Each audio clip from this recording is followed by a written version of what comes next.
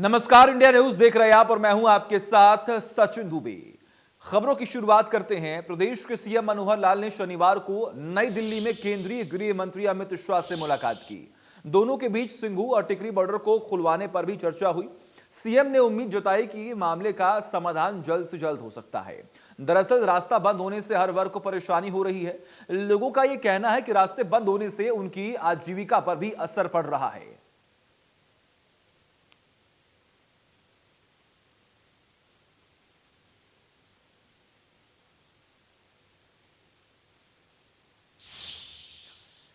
इससे पहले मुख्यमंत्री ने सोनीपत में किसानों और व्यापारियों के प्रतिनिधियों के साथ बैठक की थी। सिंघू बॉर्डर से आए प्रतिनिधिमंडल से मुलाकात के बाद मुख्यमंत्री मनोहर लाल ने कहा कि सिंघू बॉर्डर के आसपास के गांव के लोगों का प्रतिनिधिमंडल मिलने आया। इन लोगों की लगातार मांग है कि रास्ते खोले जाएं। इसके बाद सीएम ने कहा कि सिंघू के जो वैकल्पिक रास्ते हैं ज्यादा लोड के चलते खराब हुए हैं, उसके लिए तमाम विभागों को बोल दिया गया है, जल्द से जल्द उन्हें ठीक किया जाए।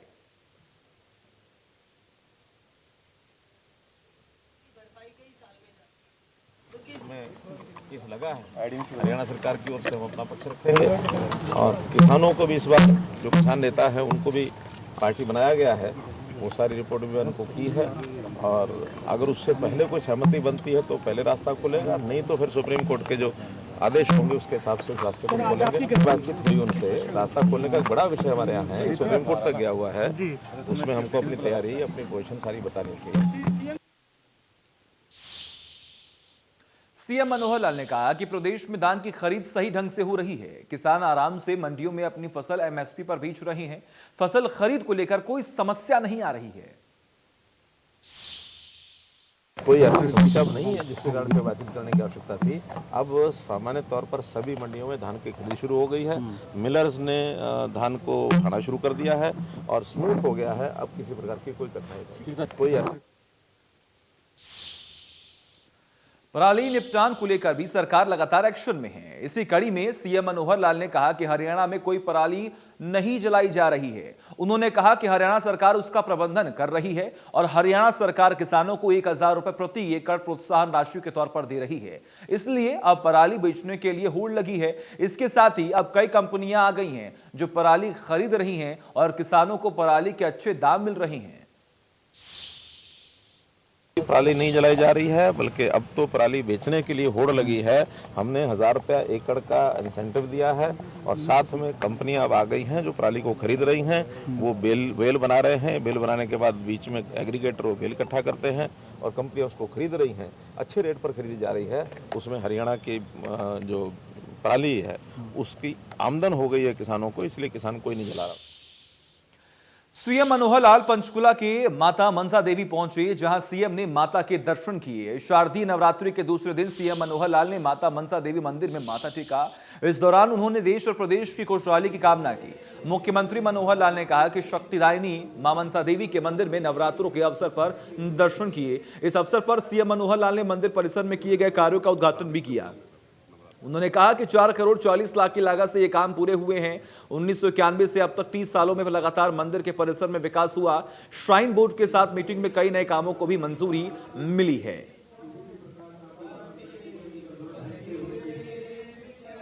मुझे भी वहां के दर्शन करके उनकी कृपा मिली है।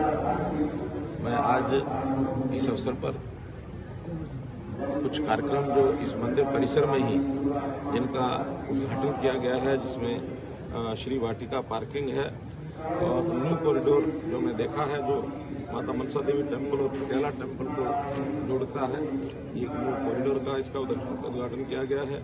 शक्ति स्तंभ कालका पिंजौर यानी मंदिर यानी काली माता के मंदिर को जाने के लिए दोनों रास्ते हैं, उन पर शक्ति स्तंभ इनका भी उद्घाटन किया गया है। मिलाकर के 4 करोड़ 40 लाख रुपए की लागत से बनने वाले चारों प्रोजेक्ट थे। एक प्रकार से जब से ये मां मनसा देवी और काली मां मंदिर का सरकार ने अधिग्रहण किया है, टेक ओवर किया है, तब से मैं देख रहा हूं कि 1991 से लेकर के आज 2021 30 साल की इस यात्रा में मंदिर के परिसर में लगातार हम लोग। सीएम मनोहर लाल ने कहा कि किसानों की सबसे ज्यादा फसलों को एमएसपी पर खरीद हरियाणा में ही हो रही है। साथ ही उन्होंने कहा कि हरियाणा में देश भर में सबसे ज्यादा गन्ने का भाव दिया जा रहा है। सीएम मनोहर लाल ने विरोधियों पर तीखावार करते हुए कहा कि विपक्ष आज तक कृषि कानूनों में कुछ नहीं बता पाया, बावजूद इसके सिर्फ विरोध के लिए विरोध किया जा रहा है, जो कि ना तो किसानों के हित में है और देश हित में है।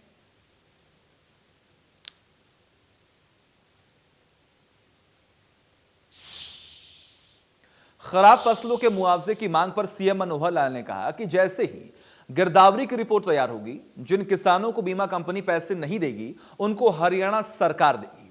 सीएम मनोहर लाल ने कहा कि सरकार लगातार गरीबों के उत्थान के लिए बड़े बड़े कदम उठा रही है। उन्होंने कहा कि सरकार एकमात्र लक्ष्य आम जनता की सेवा करना, यही एकमात्र लक्ष्य है। इस बार वर्षा ज्यादा हुई, उस वर्षा के कारण से फसल का खराबा हुआ। हमने स्पेशल गिरदावरी के ऑर्डर दिए और जैसे ही गिरदावरी की रिपोर्ट तैयार होती है, हम उन सब किसानों को जिनको बीमा कंपनियां कंपनसेशन नहीं देंगी, उनको हरियाणा सरकार कंपनसेशन देगी। अभी जैसे प्रोक्योरमेंट का भी सीजन है, इसमें भी वर्षा के कारण से कुछ कठिनाइयां आई हैं, उनको भी हम लगातार हल कर रहे हैं। हम लोग गरीब परिवार, चाहे वो किसान हो, मजदूर हो, दुकानदार हो, कोई भी हो, ऐसे गरीब परिवारों के लिए जो मुख्यमंत्री अंत्योदय परिवार उत्थान योजना, इसका जो एक अभियान चालू किया है, छोटे किसानों को इसका बहुत बड़ा लाभ होने वाला है। इतने सारे हमारे पास कार्यक्रम जो हम लागू कर रहे हैं, हमें तो उनको लागू करने के लिए, उनको आगे बढ़ाने के लिए ही फुर्सत नहीं है, समय नहीं है। हम इन बातों को लेकर के किसी प्रकार की कोई समाज में टकरार नहीं बढ़ाना चाहते। सीएम मनोहर लाल ने हरियाणा बीजेपी अनुसूचित जाति मोर्चा की प्रदेश कार्य समिति के सदस्यों से संवाद किया। संवाद के दौरान जमीनी स्तर पर आने वाली समस्याओं के संबंध में फीडबैक लिया। उन्होंने कहा कि सरकारी नौकरियों में अनुसूचित जाति के बैकलॉग को भरने के लिए पहले भी काम किया गया है और आगे भी इस दिशा में काम किया जाएगा। मुख्यमंत्री ने कहा कि कार्यकर्ताओं को सरकारी योजनाओं की जानकारी होनी चाहिए ताकि जिनके लिए योजना बनाई गई है उन तक लाभ पहुंच सके। उन्होंने कार्यकर्ताओं को गरीब परिवारों की सूची बनाकर देने के लिए कहा ताकि योजनाओं के क्रियान्वयन के लिए उसका इस्तेमाल हो। मुख्यमंत्री ने कहा कि अनुसूचित जाति की बस्तियों में मूलभूत सुविधाएं उपलब्ध करवाने के लिए हमारी सरकार कृत संकल्पित है। उन्होंने इन बस्तियों में समस्याओं को जानने के लिए संबंधित विभाग के अधिकारियों को निर्देश दिए। साथ ही कहा कि व्यवस्थाओं को दुरुस्त कराने के लिए मनरेगा के माध्यम से भी काम कराएं ताकि लोगों को सुविधा हो।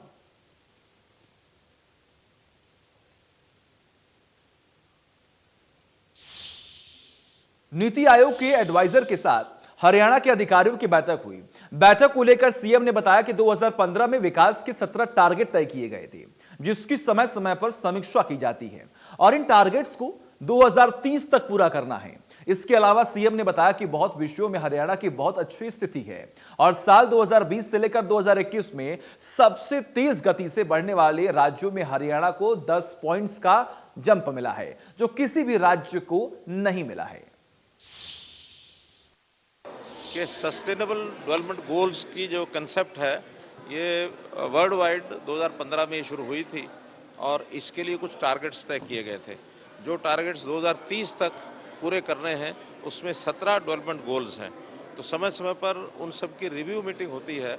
आज हरियाणा के सभी अधिकारियों ने बैठ करके, नीति आयोग के एडवाइज़र वो आए थे, उनके सामने बैठ करके इसको रिव्यू किया है और बहुत विषयों में हरियाणा की बहुत अच्छी पोजीशन है, बहुत अच्छी स्थिति है। खास करके जैसे डेवलपमेंट गोल्स में फास्टेस्ट मूविंग स्टेट के नाते से 2020-21 की जो हमारी रिपोर्ट आई नीति आयोग की, उसमें 10 पॉइंट एकदम जंप हमको मिला है, जो और किसी स्टेट का नहीं है।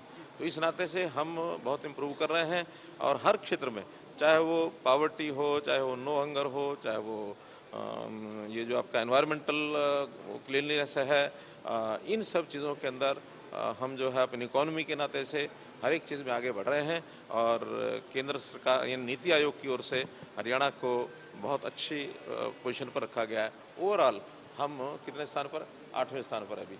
देखिए, जैसे नो पावर्टी, नो हंगर, इसके अंदर हम लोगों ने जो परिवार पहचान पत्र के माध्यम से अब एक एक परिवार को चेज करना शुरू किया है कि किस प्रकार से उनके इनकम को बढ़ाया जाए, उनकी गरीबी को हटाया जाए। हमारा परिवार पहचान पत्र, उसमें भी मुख्यमंत्री अंत्योदय परिवार उत्थान योजना, इसके लिए हम जो काम कर रहे हैं, मुझे लगता है वर्ष भर के अंदर ही ये सारे जो चीज़ें हैं बहुत अच्छे प्रकार से आगे बढ़ जाएंगी और गरीब आदमियों की सहायता करने के लिए हमारा जो प्रोग्राम है वो आगे चल रहा है।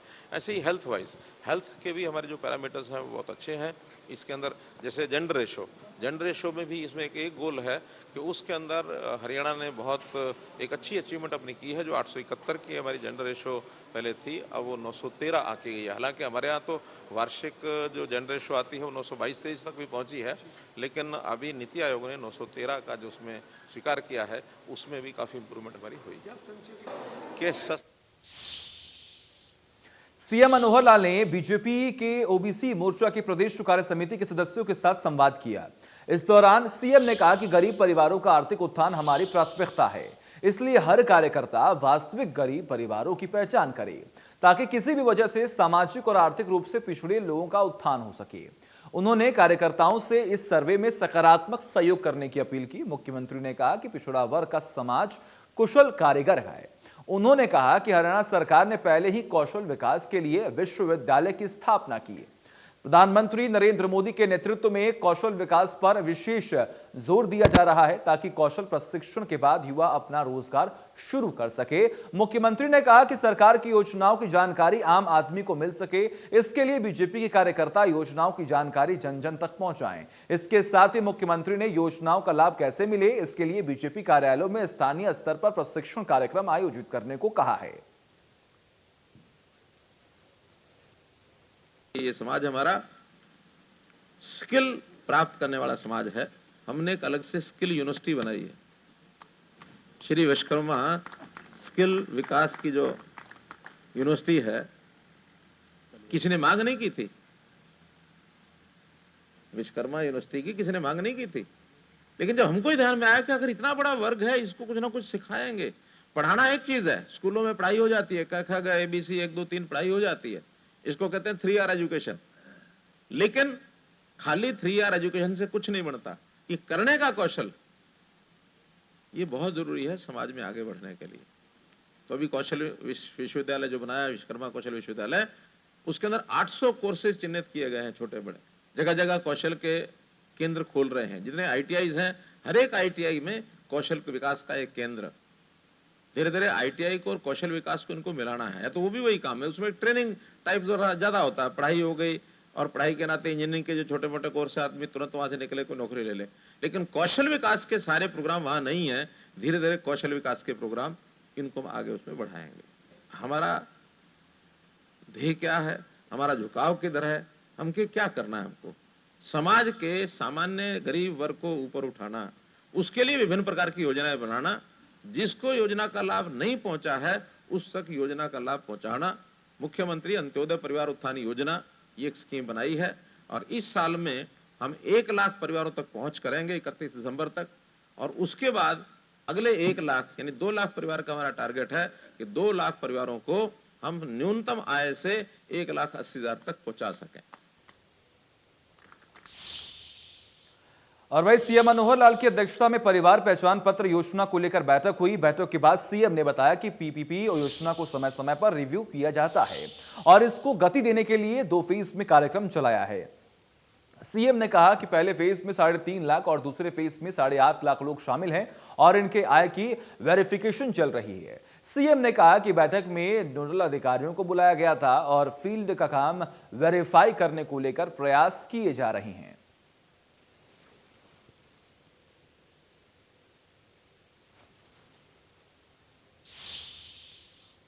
चंडीगढ़ में सीएम मनोहर लाल ने महिला मोर्चा के साथ बैठक की और सीएम ने महिला मोर्चा से अपील करते हुए कहा कि जन कल्याणकारी नीतियों को आम जन तक पहुंचाने के लिए काम करें और सरकार की योजनाओं को घर घर पहुंचाना सुनिश्चित हो।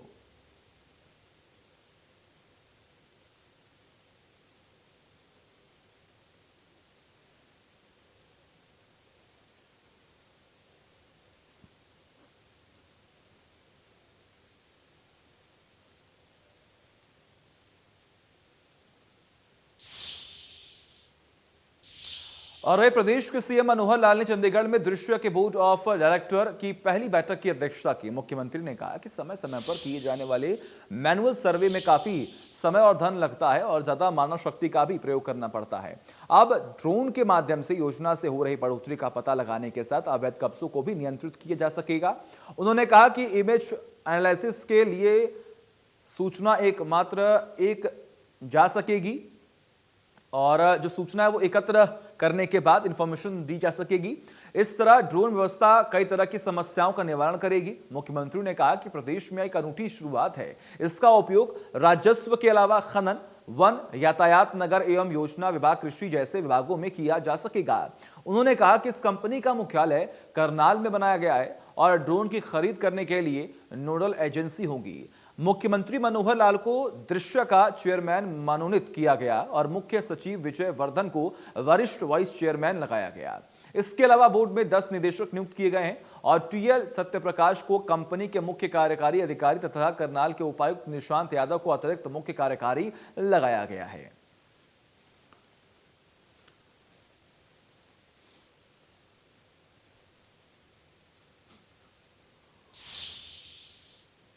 हरियाणा सरकार की तरफ से उन लापरवाह अधिकारियों को सख्त निर्देश दिए गए जो विभाग में आई शिकायतों पर कार्रवाई नहीं करते।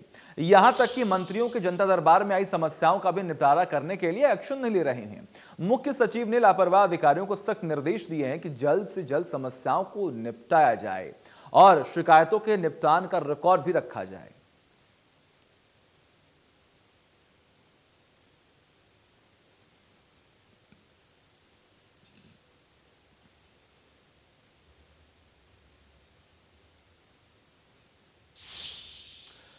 मनोहर सरकार ने डीसी रेट में बदलाव किया है। आइए ग्राफिक्स के जरिए आपको पूरी जानकारी देने की कोशिश करते हैं कि आखिर डीसी रेट में बदलाव हुआ है।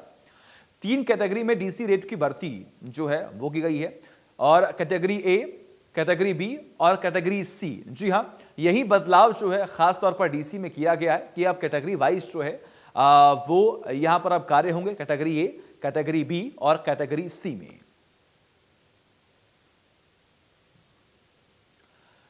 अब जरा यह भी जान लीजिए कि कैटेगरी के हिसाब से रेट तय होगा। कैटेगरी ए में अगर हम बात करें तो आखिर जिले कौन कौन से आ रहे हैं? गुरुग्राम, फरीदाबाद, पंचकुला, सोनीपत, ये हैं ग्रेड ए के जिले। अगर हम बात करें तो अब कैटेगरी बी में कौन कौन से जिले आएंगे ये भी आप जान लीजिए।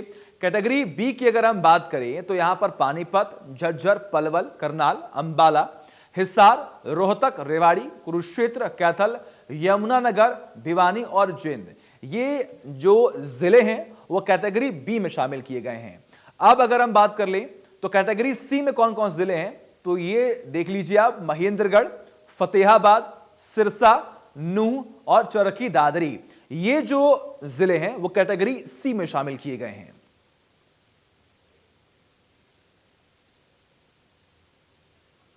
अब आपको बताते हैं कि जो भी फ्रेशर्स होंगे उनके लिए नए रेट हैं यहां पर। कैटेगरी अकुशल, कर्मचारी अर्धकुशल, कर्मचारी कुशल और इसके अलावा अगर हम बात करें तो आप देख पा रहे हैं किस तरीके से हमने इसको कैटेगराइज, अगर हम बात करें तो अलग अलग जो पॉइंट्स हैं उसके हिसाब से, अलग अलग जो कैटेगरीज है उसके हिसाब से हमने इसे डिवाइड किया है कि जो अकुशल कर्मचारी हैं आखिर उन्हें कितने पैसे मिलेंगे, अर्ध कुशल कर्मचारी को कितने पैसे मिलेंगे, कुशल कर्मचारी जो हैं उन्हें कितने पैसे यहां पर दिए जाएंगे। अगर ए कैटेगरी की बात करें हम तो अकुशल कर्मचारी को लगभग 20,590 रुपए मिलेंगे और अर्ध कुशल कर्मचारियों को मिलेंगे 21,200 रुपए कैटेगरी ए में। कुशल कर्मचारियों को मिलेंगे 22,420 रुपए कैटेगरी ए में। कैटेगरी बी की अगर हम बात करें तो अकुशल कर्मचारियों को मिलेंगे 18,510, अर्ध कुशल कर्मचारियों को मिलेंगे 19,120 रुपए, कुशल कर्मचारियों को मिलेगा 20,350 रुपए। अब हम बात करते हैं कैटेगरी सी की। अकुशल कर्मचारी को देखिए आप 17,390 रुपए मिलेंगे, अर्ध कुशल कर्मचारियों को 18,000 रुपए मिलेंगे और कुशल कर्मचारियों को मिलेंगे 19,230 रुपए। तो हमने इसको कैटेगराइज्ड किया, आपको बताया कैटेगरी ए, कैटेगरी बी और कैटेगरी सी में किन किन कर्मचारियों को कितनी सैलरी हर महीने दी जाएगी। अब आपको बताते हैं कि आखिर अनुभवों के लिए यहां पर रेट क्या रखा गया है। आपकी टीवी स्क्रीन पर देखिए आप, कैटेगरी ए में देखिए आप अकुशल कर्मचारी को मिलेंगे 22,640 रुपए, अर्धकुशल को मिलेंगे 23,320 रुपए, कुशल को मिलेंगे 24,670 रुपए। कैटेगरी बी की अगर हम बात कर ले तो यहां पर अकुशल कर्मचारी को मिलेंगे 20,360 रुपए, अर्धकुशल को मिलेंगे यहां पर 21,030 रुपए और कुशल को मिलेंगे 22,380 रुपए। कैटेगरी सी की अगर हम बात कर ले अब तो आखिर अकुशल कर्मचारी को मिलेंगे 19,130, अर्धकुशल को मिलेंगे 19,800 रुपए और कुशल को मिलेंगे 21,150 रुपए। ये वो कैटेगरी है जिनके लिए जो एक्सपीरियंस है, जो अनुभवी हैं।